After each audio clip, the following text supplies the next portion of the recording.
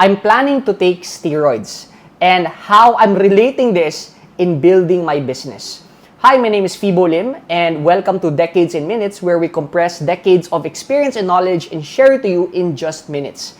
And for today, i-share ko sa iyo yung learnings ko with my plans in taking steroids. Now, I have to admit na this is some sort of a clickbait because yes, I was planning to take steroids but hindi siya natuloy. So technically, I'm not taking steroids, okay? So, but I learned from that experience, okay? And here's my question sa iyo, no? Why do most bodybuilders or people who just wants to build a good physique want to take anabolic steroids? Okay? It's because para lalaki yung katawan nila. Not just that, but lalaki yung katawan nila faster and easier. Ibig sabihin, you get the result without having to do more and you get it in a short span of time. To make it short, you are impatient. And I must admit, naging impatient ako. I've been working out for the past 6 months. Yes, I've been seeing results, pero alam mo yun, naiinggit ka pa rin sa mga mas malaking katawan sa'yo. So, sabi ko, bakit people are talking about steroids, blah, blah, blah, blah. You know, I can afford it naman. So, like, and then I did my own research and then I figured out that if I take steroids, yes, I'm gonna get muscles. However, malaki yung magiging risks niya. Okay? Health risks are, may mga health risks siya.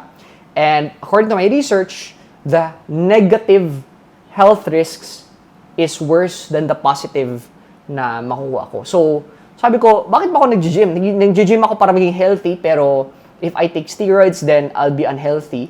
And plus, may nakita pa akong post yesterday that there was this person na nabulag siya. After 2 years, after 2 years of taking steroids, and, he just did it once. So anyways, the point here is there are negative health impact, no, by taking it.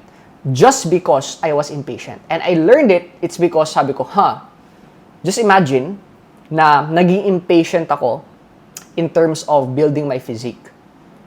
If I do take steroids is I am admitting that I am impatient and this may reflect dito sa negosyo ko. Because how many of you here would agree na in your business, there's a possibility na you just want to take the shorter path. You just want to take the quick money and yung consequence niyan is it will hurt your customers. Probably, you want to sell something to your customers even though it's not the right time yet.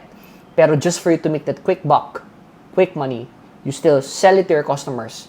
And then what happened is, yes, you made sales, pero it hurt the lifetime value of your customers. So therefore, the customers who bought or, these customers got offended and they're not gonna buy again.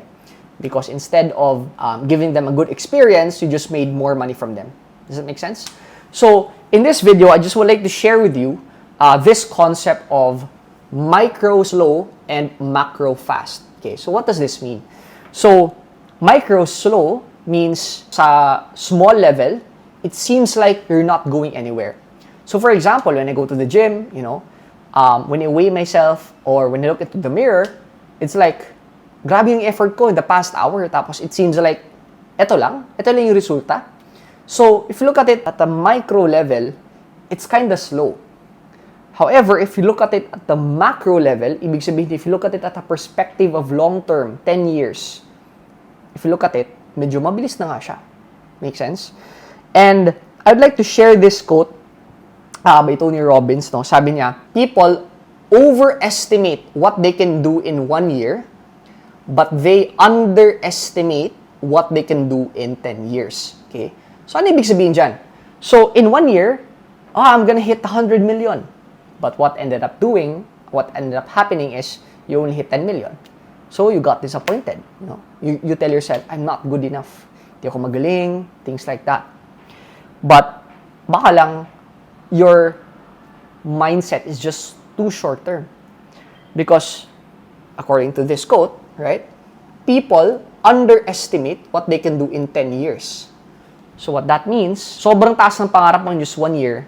But if you look at the 10-year time frame, nilampasan mo pa yung pangarap mo in a span of 10 years. So, the challenge here is, it's not about kung Are you setting the right goal or not? Is your goal too big or too small? It's about the time frame. It's about the time frame, right? Micro, slow, macro, fast, it's about the time frame. So, I'm asking myself right now, right? And probably you are impatient, it's because you're looking at it at the short term. What I'm gonna be making in next week, next month, next year. You know, the team was asking during our management meeting, now what was my income goal for the company this year? And sabi ko, I don't want to set an income goal. Do you know why? Because I might get too focused on the profits for the year. Why not just give my all this year? Kasi, yun nga, let's say, sabihin natin 100 million. Okay, fine. So, it's easy to make that amount. The question is, long-term ba yung business na nabuild mo? Kasi, I have a business that we're starting, which is, I won't go into detail, but it's an app.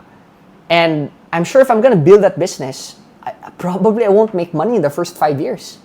However, looking at it in the 20-year time frame, talagang yayaman ako dun. So, if you look at it, if nag-set ako ng income goal ng 100 million for the year, no? Hindi ko gagawin yung app na yun kasi it won't help me achieve my income goal for the year. However, it will help me achieve my income goal for 20 years. Does that make sense?